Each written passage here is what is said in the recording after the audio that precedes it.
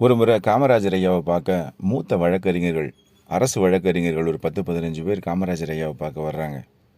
அப்போ காமராஜர் ஐயா கிட்ட, ஐயா இந்த ஜிஓ தப்பாக எழுதியிருக்கிறாங்க, இந்த ஜிஓவை கவர்மெண்ட் தப்பாக பாஸ் பண்ணியிருக்குன்னு காமராஜர் ஐயா கிட்ட சொல்ல, காமராஜர் ஐயா சிரிச்சுக்கிட்டு, அது எப்படி தப்பாக இருக்கும்னே, கொண்டாங்க பார்க்கலாம் அப்படின்னு சொல்லிட்டு தன்னோட கண்ணாடியை போட்டுட்டு அந்த ஜிஓவை வாசிக்கிறார்.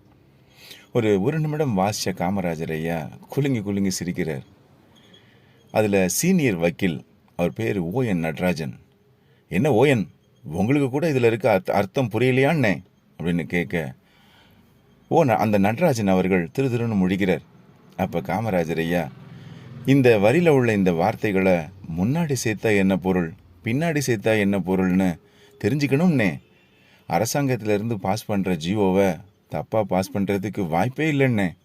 ஏன்னா ஒரு ஜிஓ பாஸ் பண்ணுறதுக்கு முன்னாடி பல தடவை யோசித்து பல பேர்கிட்ட கேட்டு பல திருத்தங்கள் மேற்கொண்டு தான் அந்த ஜிஓவை பாஸ் பண்ணுறாங்கன்னே.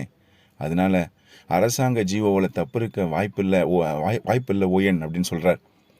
அப்போது பக்கத்தில் பாலன் ஒருத்தர் நிற்கிறார். அவர் நண்பர் அவர்கிட்ட கேட்குறார், என்ன பாலன், காமராஜர் ஐயாவுக்கு ஆங்கிலம் தெரியுமான்னு கேட்க, பாலன் சத்தமாக பேசாத, காமராஜர் ஐயாவுக்கு நல்ல ஆங்கிலம் தெரியும் அப்படின்னு சொல்கிறார். அப்போ வியந்து போய் நிற்கிறார். காமராஜர் ஐயா ஆங்கில புலமை பெற்றவர்.